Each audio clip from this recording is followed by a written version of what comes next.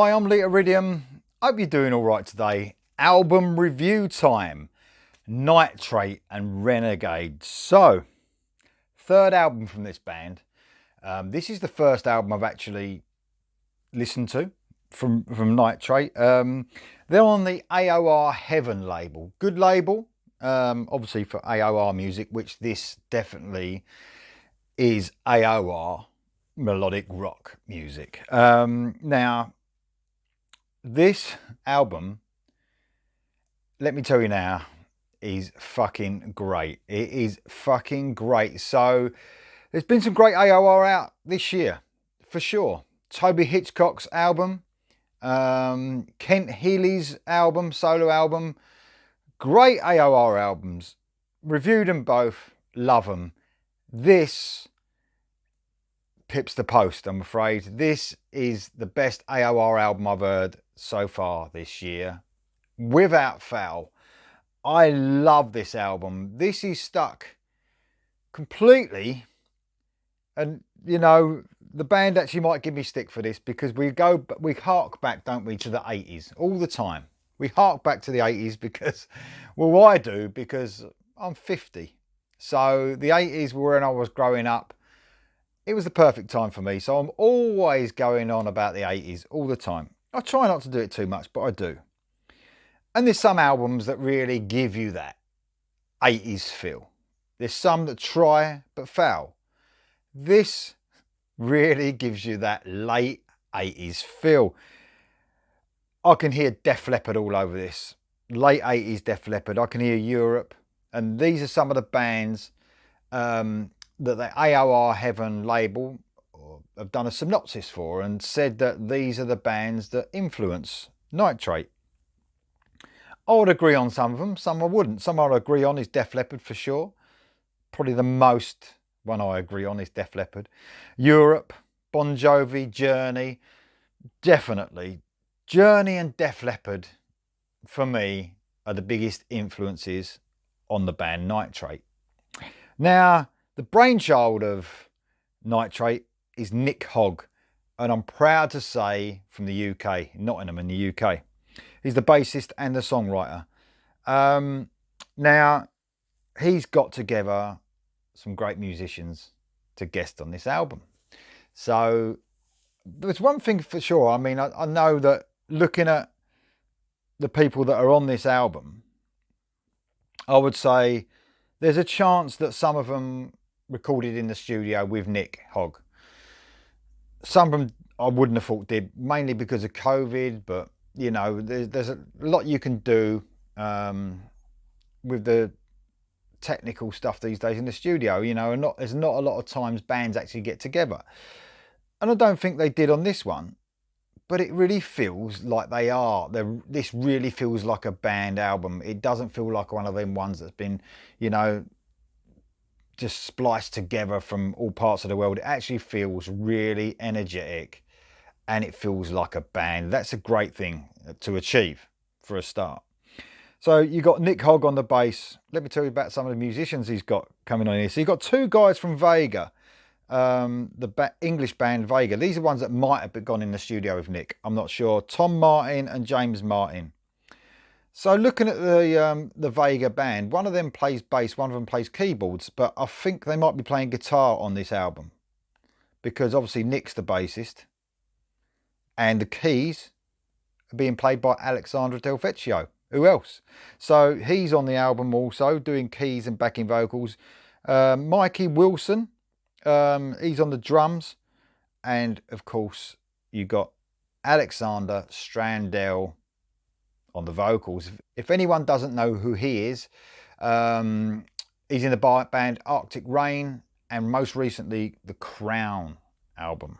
So great musicians Nick Hogg's got together here for this album.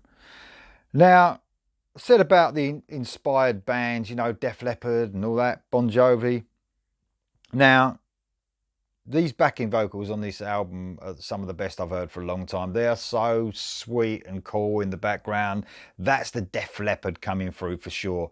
It sounds like there's been some real time to make sure that those back end vocals are just spot on, and they really play a huge part all the way through this album.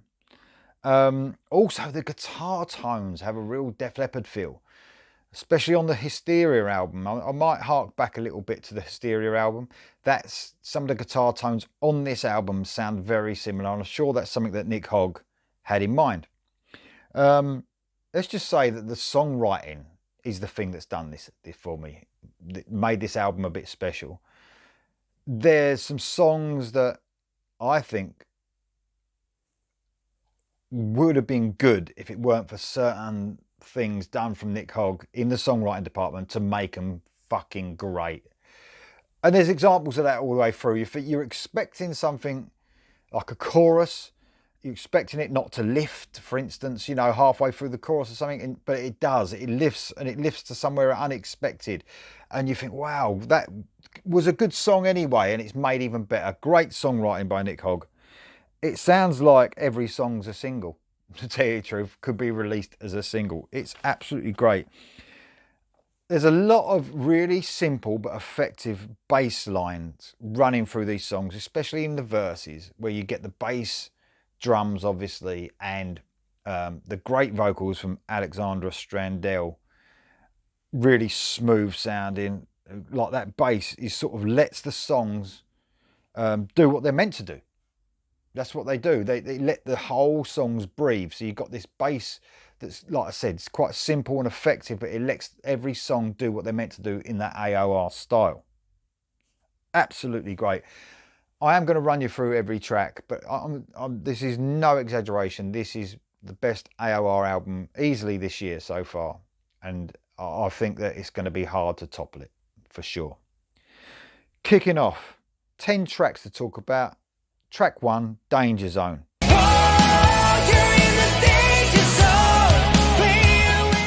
This was a single, I think the first single. I didn't react to this because it weren't on my radar for some reason. Great video to come along with this, and Danger Zone might sound a bit familiar. It's not anything to do with Top Gun, but it's the video especially. You can tell where Nick Hogg's inspired by the 80s.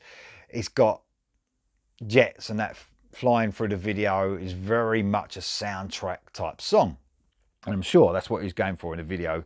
It's a very cool song. It's sort of simple chugging riffs going over this, and although this is AOR, it's definitely got its feet tread firmly in AOR territory.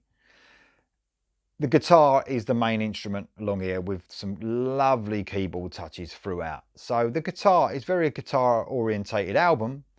But of course, AOR means everything catchy.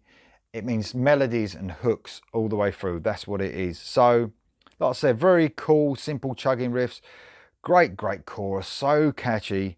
And like I said, sounds a bit like a soundtrack to me, an 80s soundtrack. Guitar tones, very Def Leppard in this one. Guitar driven with some nice touches, like I said, from keyboards, especially in this first song. Keyboards used very effectively. So that's a cool thing. I'm not a huge keyboard fan, but where it should be used in AOR and stuff like that, I want it to be used in the right way. This album does it. Next up is Renegade. Now, this is carrying on like the first song and more of an upbeat sort of tone like the first track is. The backing vocals are so good in this song. And there's keys running nicely through the chorus. So tastefully used. The two songs, in fact the first 3 songs, are some of my favourites. The next one, You Think You've Got It, is a brilliant medium pace song again. I love the way the keys are like following the bass line in the verses in this one. The vocalist Alexander Strandell really flexes his muscles in the chorus, like he goes really so high. Absolutely superb. I hate to keep saying it, but those Hysteria-esque guitars are amazing. Even in the guitar solo, I'm really getting them vibes from Hysteria. Check out the vocals on the close out of this song as well. Man, he really reaches some heights. Really impressed. I think this is Alexander Strandell's best vocal performance on an album as well. Big City Lights is next. This was the second single. This is the one I reacted to. Those big city lights, they're gonna lead you to the dark. And I love this song, pure AOR. It's got that great bass line driving the song. Again, perfect synths throughout. It's funny, when I heard Big City Lights, I thought this is great. And sometimes a band will give you the best song. They'll give you the best song on the album, and then you'll get the album and you'll be like, oh, well, you know, it weren't as good as a single. I love Big City Lights, but I like the rest of the album a lot more. Let's just say how good this album is. So next up is Why Can't You Feel My Love? This is a ballad, and I love this ballad. This is piano and vocal to start. The power in Alexander Strandel's voice at the beginning of this song, amazing.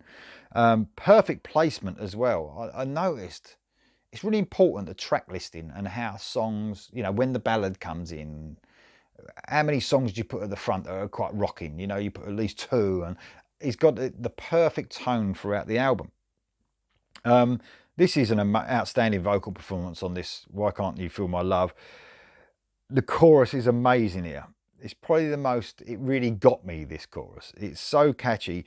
And this, when I was saying at the beginning of the review about things that surprise you and then made just that little bit better than they even were, this is the one. The way the chorus lifts on the word feel, why can't you feel my love? It's just outstanding. And I weren't expecting it, and it just made the song completely. Brilliant ballad. Next up is Children of the Lost Brigade. Very cool, heavy riff kicking this one off. I've said about the track listing. Again, you had the ballad.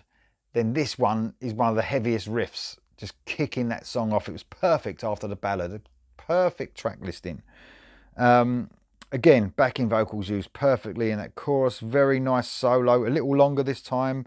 So much melody. The guitar solos are great throughout this album. Probably the heaviest song so far on the album, Children of the Lost Brigade. Always in that AOR vein. But, you know, guitars are sometimes heavier in certain songs. Sometimes they're used lighter in some. You know, that's the right way it should be. It's just, they are used very tastefully.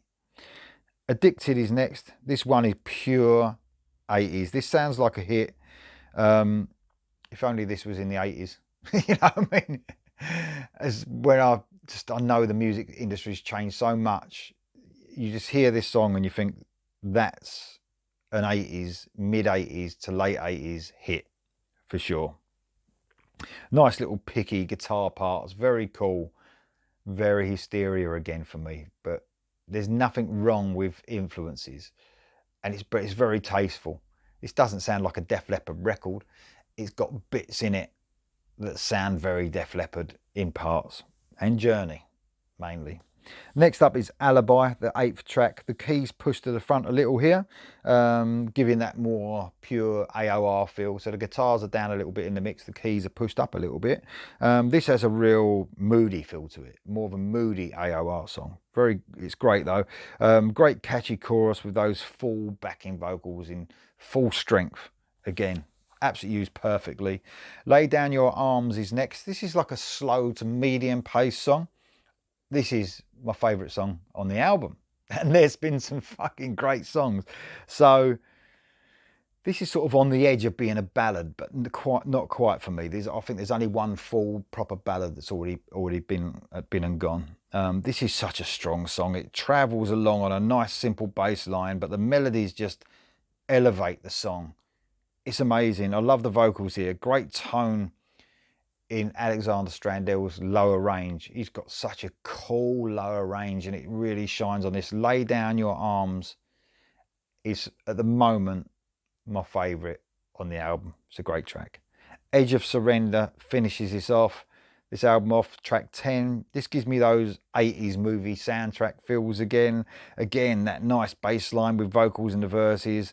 Another great chorus with those layered background vocals like there is all the way through it. They're not just used in the choruses either. You can hear them throughout the songs. I love the keys in this one that are used before the verses. There's like keyboard touches before the verses, which are very, very cool. It's a great album. That's the album that finished, and I just wanted to press play again. I didn't. I was listening to it while I was at work, but I couldn't. I couldn't press play again. In fact, I was late off my break to finish listening to the album. But there you go. I'll probably be in trouble for this. But Man, if you love your AOR, if you love your catchy melodies and your ultra sweet and smooth background vocals, great guitar solos, if you love your 80s, late 80s music, if you love, you know, Def Leppard, good Bon Jovi, not now Bon Jovi, good Bon Jovi, Journey, all those great bands, AOR bands, this is the album for you. I hope this gets some traction. I really do. There's been some great reviews out there for this album, actually, from a lot of sites, and it needs to carry on. People need to hear this record. It's available everywhere. Support the artist. I'll see you next time.